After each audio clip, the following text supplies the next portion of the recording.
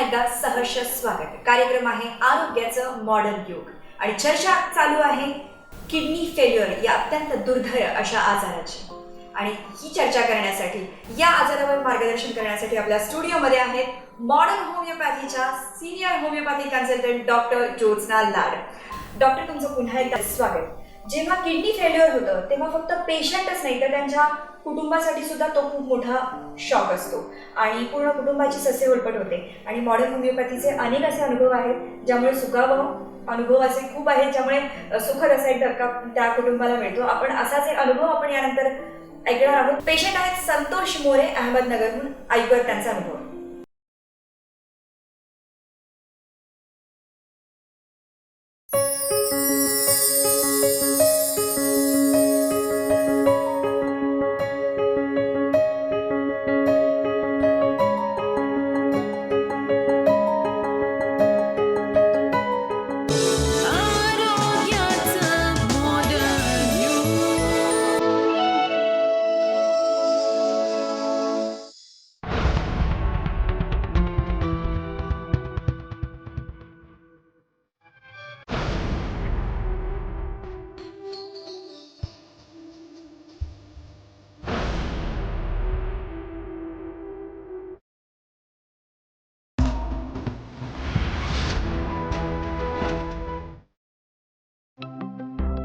संतोष मोरे, वय 48 वर्ष, राहणार अहमदनगर.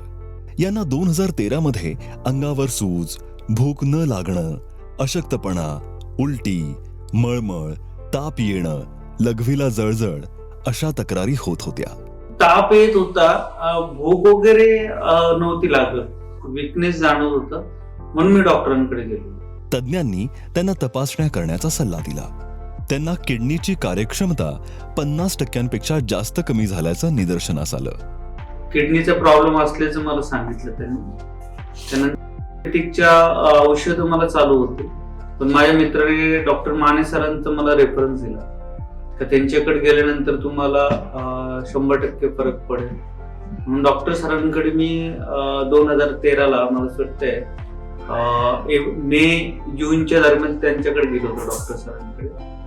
त्यांची तेव्हापासून ट्रीटमेंट चालू केली. मग हळूहळू औषध कमी केली आणि सरांचे डोस जास्त वाढवले. मग 6 महिन्यानंतर मी पूर्ण टोटली बंद केलं. फक्त बीपीची गोळी चालू होती आणि सरांची औषधं आज तागायत सरांची औषधं घेतो. कुठल्याही प्रकारचा त्रास नाही. क्रियाट माझं स्टेबल आहे, म्हणजे 81, 190, 170 एवढंच राहतं. ठीक आहे, व्यवस्थित आहे. म्हणजे होमिओपॅथिक औषधापासून मला निश्चितच फरक पडलेला आहे. आणि मी इतर ज्यांना किडनीचा त्रास झाला त्यांना पण मी एक आवाहन करतो, रिक्वेस्ट करतो की त्यांनी सरांकडे जाऊन म्हणजे मॉडर्न होमिओपॅथीचं ट्रीटमेंट घेतली तर 100% तुम्हाला निश्चितच फरक पडेल. आणि महत्वाचं म्हणजे जर तुम्ही जे काही त्यांच्याकडनं औषध घेणार त्याच्यावर विश्वास ठेवणं खूप गरजेचं आहे. म्हणजे सरांचं औषध, नंतर दुसऱ्या डॉक्टरांचं औषध, नंतर त्याचे नाही फरक पडत, तिसऱ्या डॉक्टरांचं औषध असं घेतलं तर तुम्हाला फरक पडणार नाही. जर तुम्ही सरांवर, माने डॉक्टरांचं जे मॉडर्न होमिओपॅथिक जे ते होमिओपॅथीचे जे औषध येतं जर त्याच्यावर जर विश्वास ठेवला, एक साधारणतः 2-3 महिने जर कंटिन्यू घेतला आणि विश्वासाने जर घेतला, निश्चितच तुम्हाला यश मिळेल आणि फरक पडेलच. ऑगस्ट 2013च्या रिपोर्टनुसार त्यांचा क्रियाटीन 2.28, युरिया 60. तज्ञांनी त्यांना किडनीची कार्यक्षमता कमी झाल्यामुळं भविष्यात डायलिसिस किंवा किडनी ट्रान्सप्लांट करावं लागू शकतं असं सांगितलं. क्रियाटची केली, टायफॉइड, नंतर मलेरियाची वगैरे केली होती. त्यामध्ये टायफॉइड वगैरे काही नव्हतं, पण क्रियाट जास्त वाढलेलं होतं, डॉक्टरांनी सांगितलं होतं. पण पर डे 30-35 गोळ्या होत्या. त्याच्यामुळे तेवढ्या गोळ्या घेऊन शरीरावर दुसरे दुष्परिणाम 100% होणार असं वाटत होतं. अंदाजे खर्च त्यावेळी 10-15 हजार रुपये तर मला मेडिसिनला लागत होते आणि डॉक्टरांची फीस वेगळी होती आणि ते पण पर मंथ औषध होते. किडनी ट्रान्सप्लांट जर करायचं झाली तर कमीत कमी 25-30 लाख रुपये ते डेफिनेट खर्च येणारच होता. बरं, तेवढं करून पण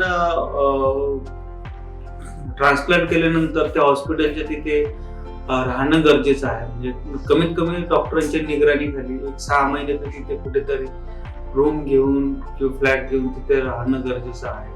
आणि ते केल्यानंतर जे नॅचरल किडनीचं जे हे आहे म्हणजे जे आपण नॅचरल आहे त्या पद्धतीने आपण कुठेही वर्कआउट काम वगैरे करू शकतो. पण ट्रान्सप्लांट केल्यानंतर आपल्याला तेवढंच शक्यता कमी असते आणि ती आपल्याला मॅच होईलच किंवा कसं याबाबत तर 100% खात्री नाहीच आहे. म्हणजे त्यापेक्षा ह्याने जर आपल्याला होमिओपॅथिक औषध जर फरक पडत असेल तर निश्चितच त्याला जास्त प्राधान्य देणं गरजेचं आहे.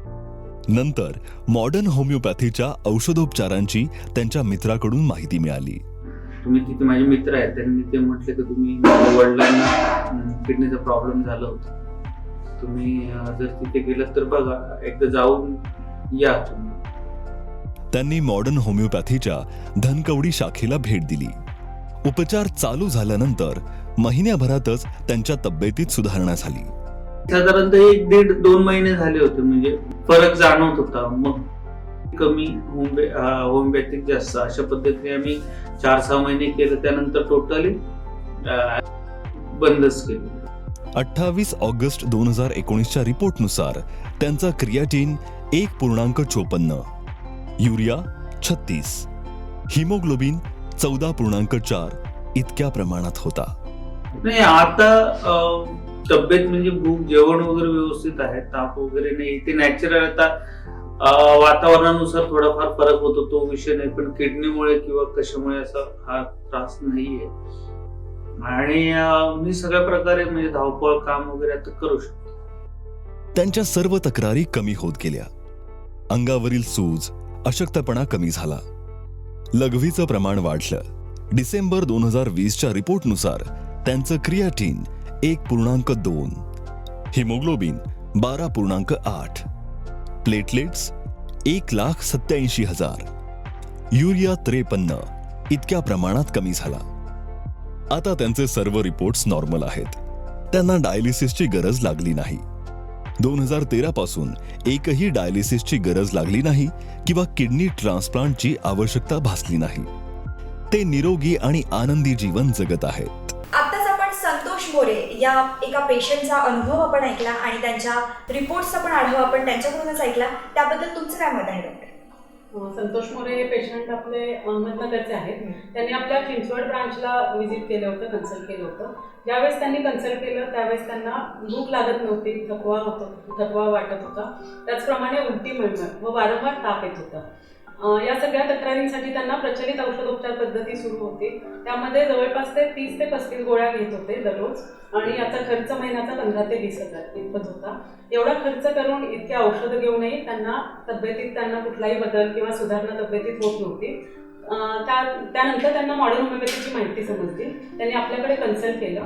आपल्या उपचार सुरू केल्यानंतर पहिल्या महिन्यातच त्यांचं जे वारंवार ताप येत होता ते कमी झालं, भूक वाढली आणि अशक्तपणा कमी झाला.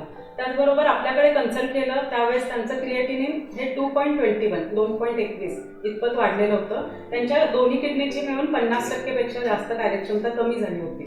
तर आपल्या औषधं सुरू केल्यानंतर पहिल्या महिन्यातच त्यांचं क्रिएटिनिन जे 2.21 होतं ते 1.7 इतकं कमी झालं. गेल्या 9 वर्षापासून ते आपले उपचार घेत आहेत. ज्यावेळेस आपल्याकडे कन्सल्ट केलं तेव्हा प्रख्यात अशा नेफ्रॉलॉजिस्टने त्यांना सांगितलं होतं, सल्ला दिला होता की तुम्हाला नजीकच्या भविष्यात म्हणजे 1 2 ते 3 वर्षात डायलिसिस सुरू करावं लागेल किंवा किडनी ट्रान्सप्लांट करून घ्यावं लागेल. पण आता गेले 9 वर्षापासून ते आपले उपचार घेत आहेत. गेल्या 9 वर्षात त्यांना एकदाही ॲडमिट करावं लागलं नाही, किंबहुना त्यांना डायलिसिसची गरज कधीही पडलेली नाही गेल्या 9 वर्षामध्ये.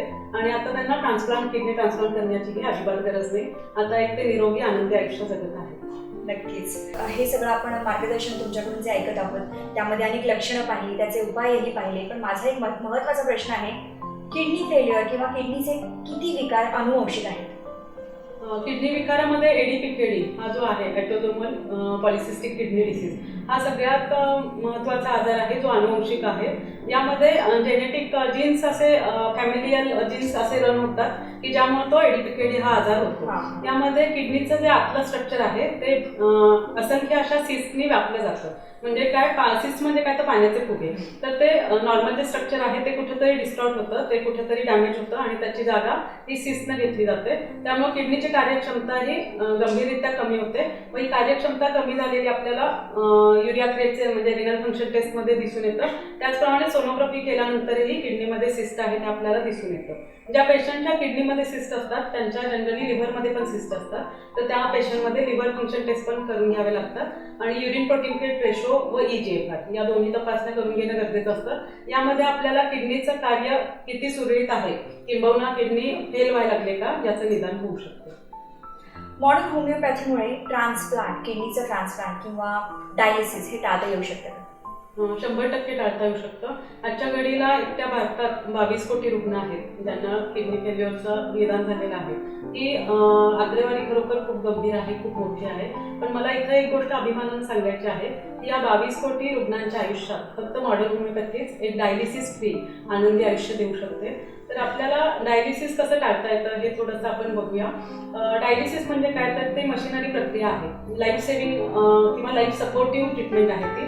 त्यामध्ये काय केलं जातं तर आज तुमची किडनी युरिया क्रिएट जास्तीचं पाणी ते बाहेर काढून टाकू शकत नाही आहे, तर कारण त्याची कार्यक्षमता कमी झाली, तर ते मशीनद्वारे बाहेर काढून टाकलं जातं व हे किती तासासाठी रक्त स्वच्छ राहतं तर 8 ते 10 तासासाठी.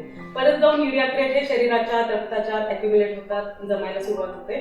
परत जाऊन पेशंटला डायलिसिस करून घ्यावं लागतं. म्हणजे डायलिसिस हे अनएंडिंग आहे, ते वारंवार करून घ्यावं लागतं किंवा आठवड्यातून 2 वेळा अशा पद्धतीनं करून घ्यावं लागतं. पण आपल्याकडं जेव्हा आपण मॉडर्न होमिओपॅथीमध्ये उपचार सुरू करता तेव्हा डायलिसिस का पेशंटला करून घ्यावं लागतं तर किडनीचं फिल्ट्रेशन अफेक्ट झालेलं आहे, किडनी व्यवस्थित फिल्टर करत नाही आहे म्हणून. तर आपल्या औषधांनी एक्झॅक्टली हेच होतं की किडनीचं फिल्ट्रेशन इम्प्रूव्ह होतं. हळूहळू किडनी वेस्ट प्रॉडक्ट जे आहे टॉक्सिक प्रॉडक्ट ते बाहेर काढून टाकते, युरिया क्रिएट जास्तीचं पाणी, आणि त्यामुळे डायलिसिसची गरज कमी होते. आपल्या उपचाराच्या पहिल्या टप्प्यामध्ये आपण डायलिसिसची संख्या कमी करतो व नंतरच्या टप्प्यामध्ये डायलिसिस पूर्णपणे बंद होतं. जितका पेशंट आपल्या लवकर येईल, म्हणजे समजा एखादी व्यक्ती आता किडनीच्या आजाराचं निदान झालंय आणि समजा पहिल्या दुसऱ्या महिन्यातच आपल्याकडे आली तर ती खूप लवकर बरी होते. आणि डायलिसिस सुरू केल्यानंतर जर लगेचच तुम्ही आपल्याकडे आला किंवा सल्ला दिल्यानंतर जरी आपल्याकडे आला तरी तुमचं डायलिसिस लवकर बंद होतं. जितकी डायलिसिसची संख्या कमी तितक्या लवकर तो डायलिसिस फ्री आनंदी आयुष्य जगू शकतो. आणि याचे साईड इफेक्ट काही नसतात, म्हणजे घरी राहून तुम्हाला हे उपचार घ्यायचे असतात. OPD बेसिस ट्रीटमेंट असल्यामुळं हॉस्पिटलायझेशनची गरज पडत नाही आपले उपचार घेताना. आणि या उपचारांमध्ये, या आजारामध्ये मॉडर्न होमिओपॅथी कितपत लाभदायक आहे? मॉडर्न होमिओपॅथीच्या उपचारांनी आपल्याला डायलिसिस व ट्रान्सप्लांट हे दोन्ही पर्याय स्वीकारावे लागत नाहीत, घ्यावे लागत नाहीत. ट्रान्सप्लांटमध्येही कसं असतं की नवीन किडनी अवेलेबल होण्यापासून ती सर्जरी यशस्वी होऊन ती किडनी, नवीन बसवलेली किडनी काम करेपर्यंत, या तिन्ही गोष्टी जोखमीच्या आहेत. ते तिन्ही केल्यानंतरही नवीन बसवलेली किडनी किती वर्ष काम करेल याच्याबद्दल कुठल्याही प्रकारची शाश्वती देता येत नाही. तर ट्रान्सप्लांट व डायलिसिस हे दोन्ही पर्याय आपल्याला टाळता येतात मॉडर्न होमिओपॅथीच्या उपचारांनी. एखाद्या पेशंटला हा आजार झालाय, कोणत्या तरी कारणामुळे हा आजार झालाय, तर त्यांनी काय विशेष काळजी घेतली पाहिजे? जर पेशंट यंग असेल तर त्याचं कारण ॲक्च्युली बघावं लागतं आपल्याला की किडनी फेल्युअरचं समजा कारण काय आहे. तर त्यामध्ये मधुमेह असेल तर आपल्याला ब्लड शुगर छान कंट्रोलमध्ये ठेवायला पाहिजे. जर उच्च रक्तदाबामुळे म्हणजे हाय ब्लड प्रेशरमुळे जर किडनी फेल्युअर झालं असेल तर ब्लड प्रेशर म्हणजे रक्तदाब नियंत्रित ठेवायला पाहिजे. ते नियंत्रित ठेवताना मिठाचं व तेलाचं प्रमाण कमी ठेवायला पाहिजे. वरून मीठ घेता कामा नये. पापड, शेव, लोणची या पद्धतीचे पदार्थ घ्यायला नको. जंक फूड, फास्ट फूड हे टाळायला पाहिजे. मैद्याचे, लागल्याचे पदार्थ, तळलेले पदार्थ याचं सेवन करायला नाही पाहिजे. आणि प्रोटीनचा तुम्ही मध्यम स्वरूपात प्रोटीन घेऊ शकता, म्हणजे प्रोटीन लिकेज असतं बऱ्याच वेळा किडनी फेल्युअरच्या पेशंटमध्ये. तर अगदी heavy protein, high protein diet घ्यायचं नाही आहे किंवा लो प्रोटीनही घ्यायचं नाही. मध्यम स्वरूपात तुम्ही प्रोटीन्स घेऊ शकता. याबरोबर सैंधव पिठाचा वापर करणं गरजेचं आहे आणि नियमित व्यायाम करणे गरजेचं आहे. नियमित व्यायाम करणं हे प्रत्येक एपिसोडमध्ये डॉक्टर आपल्याला सांगत आहेत की नियमित व्यायाम करणं अत्यंत आवश्यक आहे. कोणताही विकार टाळण्यासाठी नियमित व्यायाम करणं अत्यंत आवश्यक आहे. शेवटचा प्रश्न आहे, हा विकार होऊ नये, किडनीशी रिलेटेड कोणताही विकार होऊ नये म्हणून काय सल्ला किंवा मार्गदर्शन द्याल आमच्या श्रोत्यांना? निरोगी व्यक्तीनं 1.5 ते 2 लिटर पाणी प्यायला काही हरकत नाही आहे. जर अंगावर सूज असेल तर तुम्हाला पाणी पिण्याचं प्रमाण कमी ठेवायला पाहिजे. त्याचबरोबर ओव्हर द काउंटर म्हणजे मेडिकल्समध्ये जाऊन जे गोळ्या घेतल्या जातात तसं करू नका. डॉक्टरांच्या सल्ल्याशिवाय कुठलेही वेदनाशामक औषध, इंजेक्शन, अँटीबायोटिक घेऊ नका. तिसरे महत्त्वाचा गोष्ट म्हणजे आहाराच्या सवयी जर तुमच्या चुकीच्या असतील तर त्या बदलायला पाहिजेत. सकस आहार, पौष्टिक आहार घ्यायला पाहिजे आणि ताणतणावांपासून लांब राहा, जेणेकरून तुम्हाला कुठलीही व्याधी होणार नाही. स्पेसिफिकली किडनीची तर होणारच नाही. तुम्ही अत्यंत महत्त्वाचं मार्गदर्शन केलं. खूप छान चर्चा रंगली, पण आपल्याला टाईमचा लिमिट आहे, त्यामुळे आज आपल्याला इथे थांबावं लागतंय. आमच्या स्टुडिओमध्ये आल्याबद्दल अनेक धन्यवाद. खूप मनपूर्वक आभार तुमचे. श्रोतेहो, आपण पाहत आहोत आरोग्याचं मॉडर्न युग. आज आपण इथे थांबत आहोत. पुढच्या एपिसोडमध्ये आपण नक्की भेटूया. नमस्कार. आमचा पत्ता modern homeopathy research and treatment centre, E ward, Gita Mandir जवळ, कावळा नाका, कोल्हापूर 416003. समुपदेशन आणि मार्गदर्शनासाठी आमच्या खालील केंद्रावर संपर्क करा.